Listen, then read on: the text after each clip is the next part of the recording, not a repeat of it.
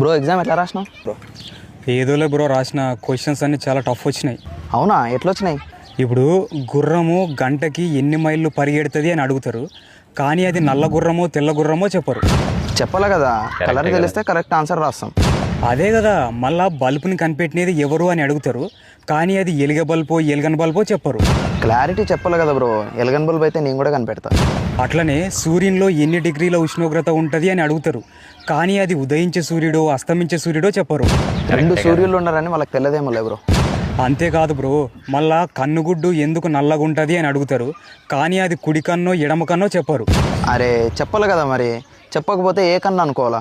ఇంకా toughest question ఏంటంటే వారానికి ఎన్ని రోజులు ఉంటాయని అడుగుతారు, కానీ అది ఈ వారమో పోయిన వారమో వచ్చే వారమో అస్సలు చెప్పరు.